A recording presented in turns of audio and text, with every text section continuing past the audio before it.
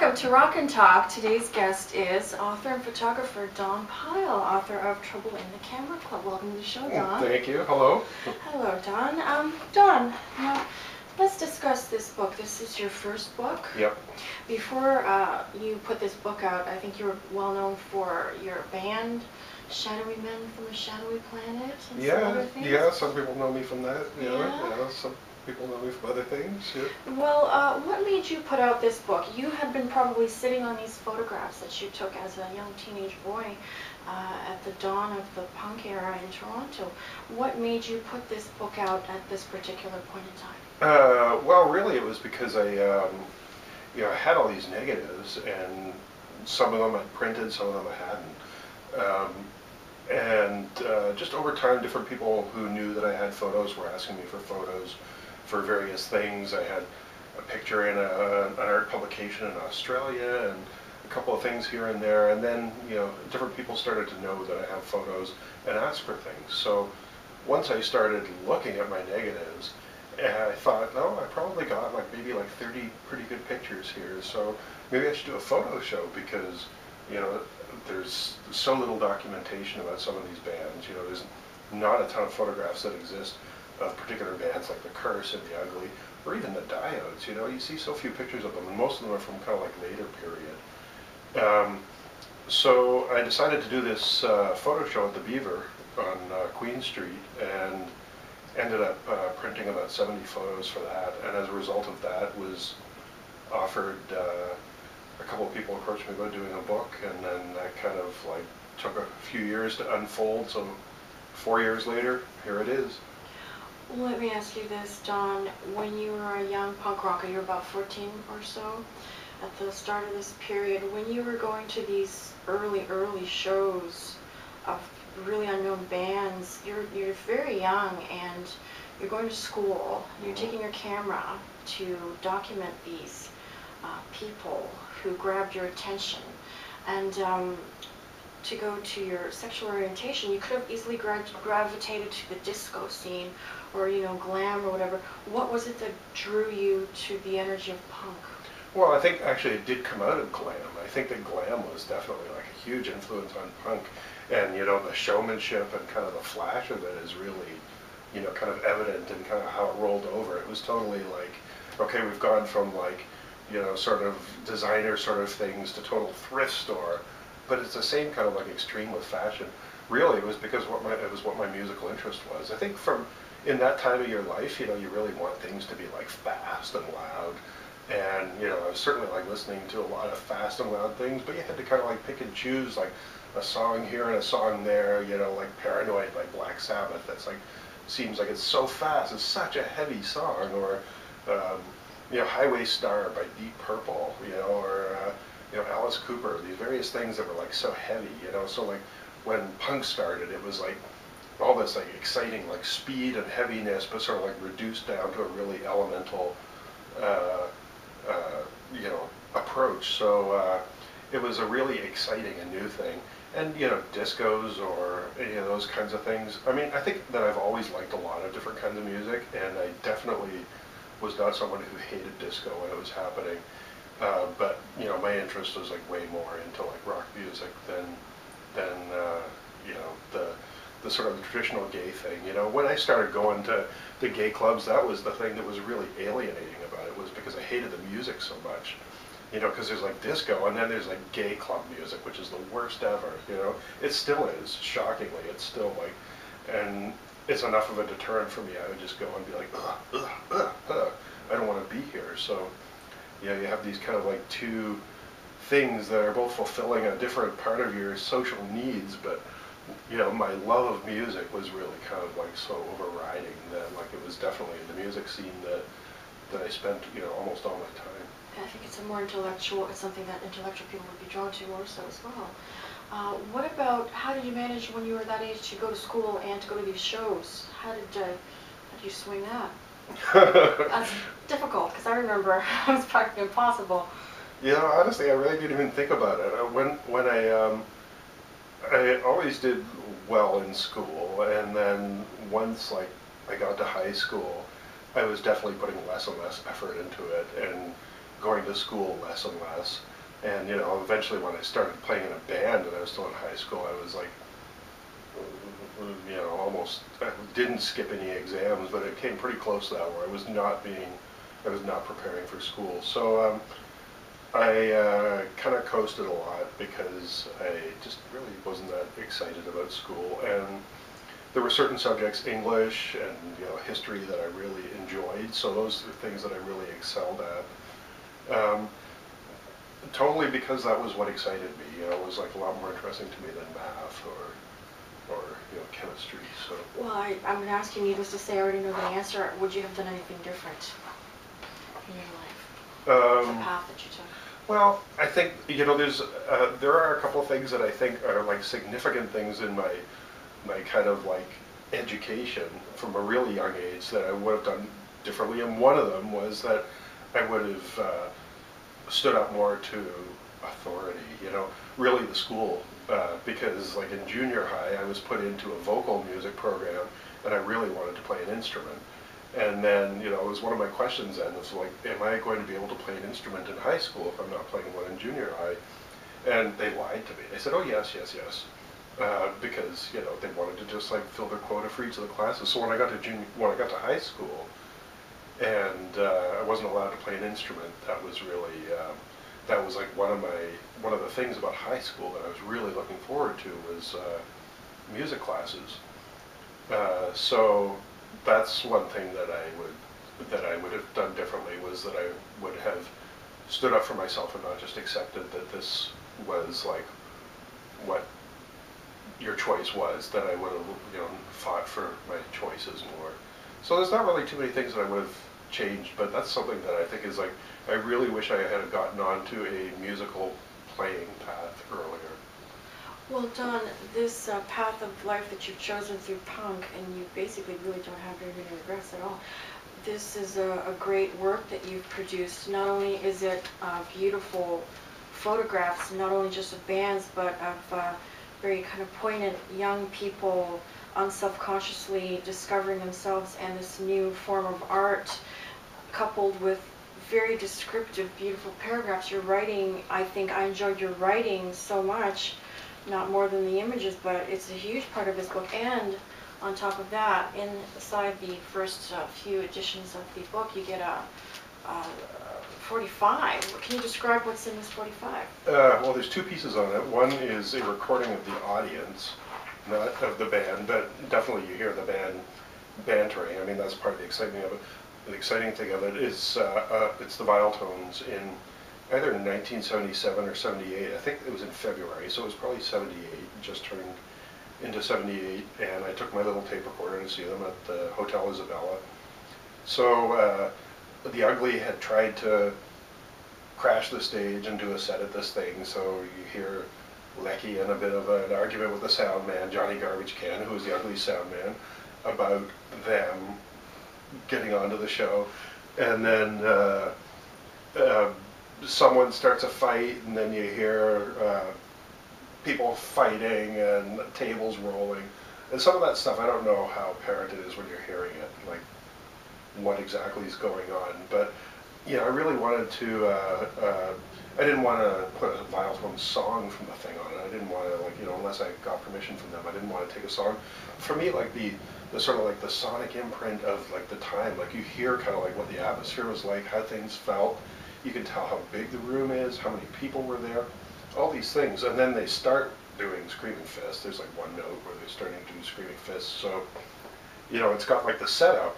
You know, like there's so many things. All you need to do have is like the suggestion of something happening, like Screaming Fist is about to happen, and it's exciting. It's very exciting.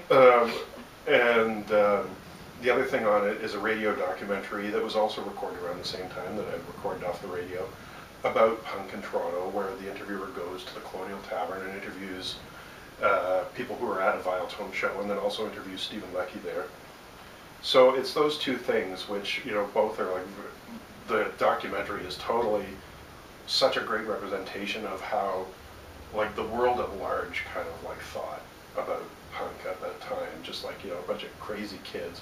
Where one thing I think is so great about that radio piece is it totally shows the opposite. The people he's interviewing are, you know, articulate and interesting and curious, and he's approaching the interviewer, with this dismissive judgment. So it's a really nice sort of like snapshot of public perception of the time, and just hearing those voices, hearing, you know, Steven Leckie at 19 talking about, you know, whatever the guy's asking him.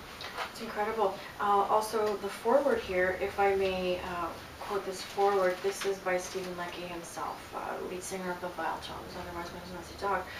The foreword starts with a quote from Arthur Rimbaud, who Steven chose to quote: "Strange, well-built young men, some of them have exploited your worlds, equipped with frightening voices and several dangerous talents.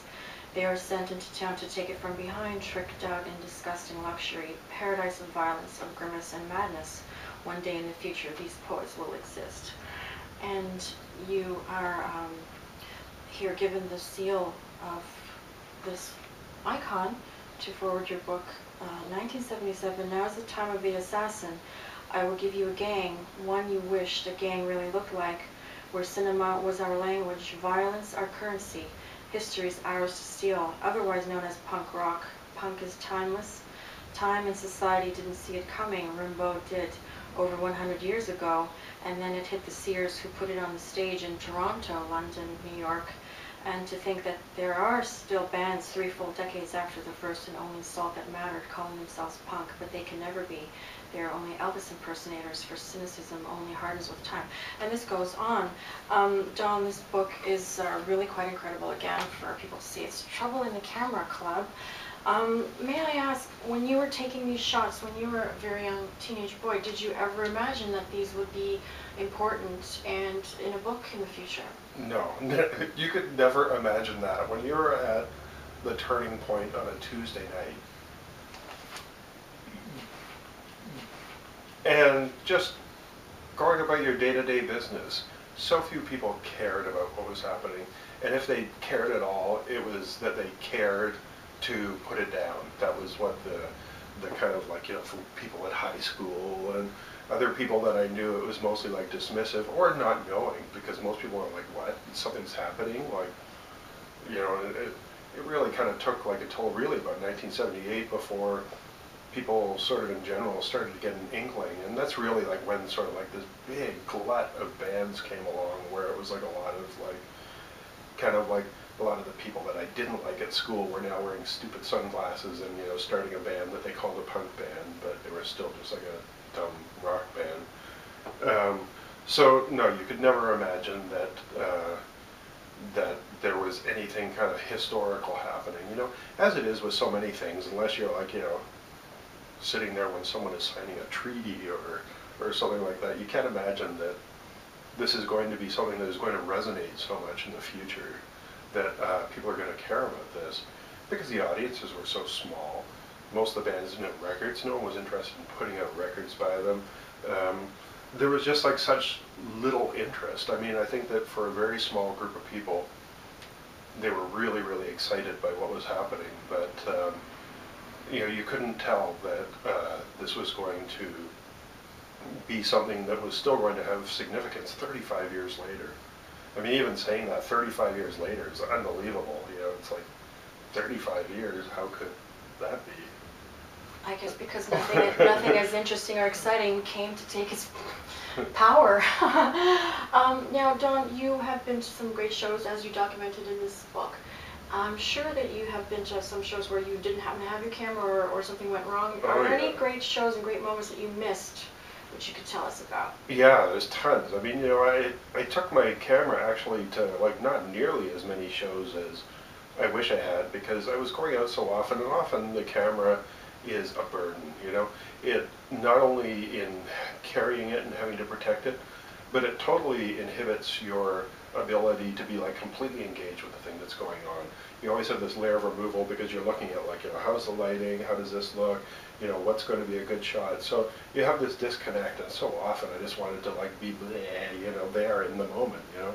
So there are particular things that I really wish I had photographs on. Suicide is one, because I love them so much, and they were just so fantastic live, and to have photographs of them like when they didn't even have an album out, you know, that you know, they were a very influential band on me. And another band that was that really made a big impact on me is a band called the Screamers from LA, who were like, you know, an organ player, a synthesizer, a drummer, and a singer.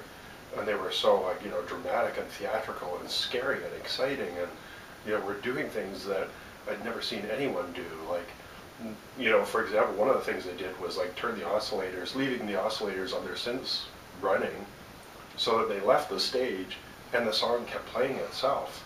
So like that concept of the band not being on stage yet the song still playing was such an exciting concept, and they were just so visually exciting. They sounded, I mean, even though it was all keyboards, it was like undeniably, there was like totally a punk band, you know. It was really extreme music, and with a really super singer, and there were a lot of things about them, and then all of the band were gay too. That was something else that like I didn't realize until years and years later.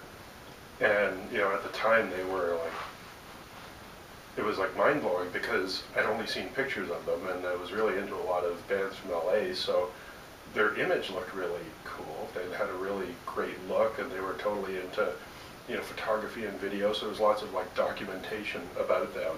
They were creating all this documentation about them, and they were a band that like really lived up to like this image that they were building of themselves. So there were very few people there, but you know, totally like shocking when you hear something like absolutely new to you. Just like Suicide were. I mean, a drum machine and an organ, you know, it's like, wow, they're creating this like most intense minimalist sort of thing. So those were two shows that I really wish I had photographs of. But at the same time, again, I wouldn't have had like the sort of visceral physical experience if I had been, you know, on the job. Yeah, yeah. Those were special moments for you then, Don. Yeah. That's okay, you deserve them for you. It's just you alone.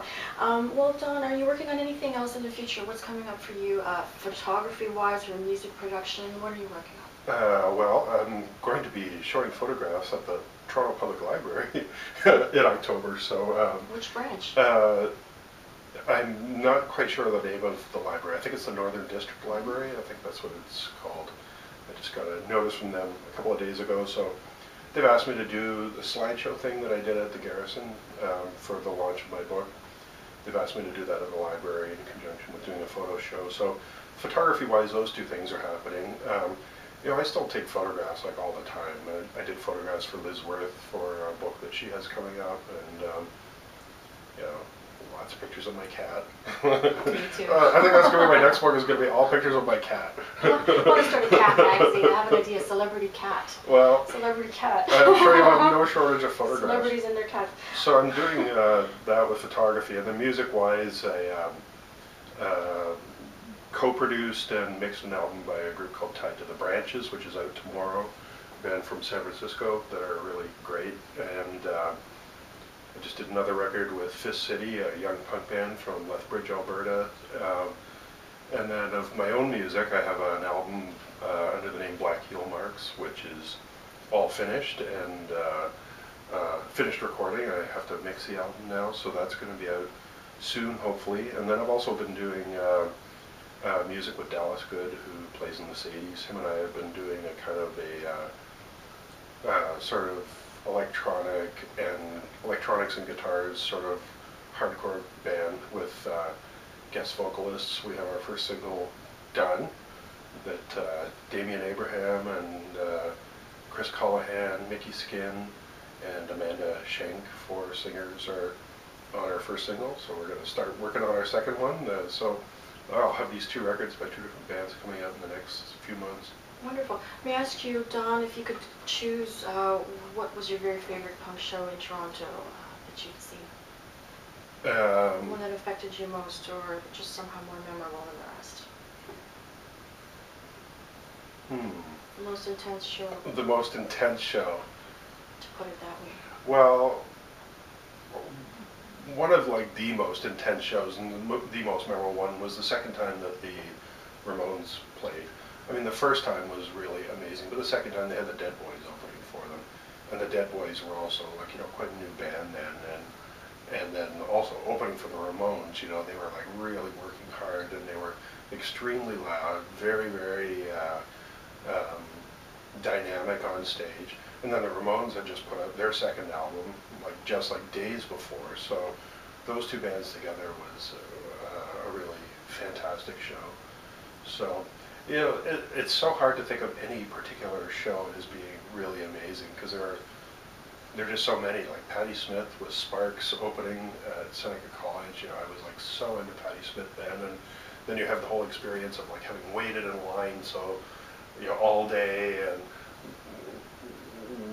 getting in, and I was really into both those artists, both Patti Smith and Sparks. So those were really exciting shows to me. So yeah, those are two of the ones that really stand out. I was thinking to myself just now, as you were speaking, back then with the non-digital cameras, it was more uncommon. People now, they have their digital cameras and they're taking pictures all the time, and people are posing all the time. Yep. I think I remember in the punk days, I didn't want to pose. People wanted to take a picture of me with my mohawk and everything, and I didn't want to because I'm cool. Yeah. And to take pictures was a little uncool. So you were actually quite bold.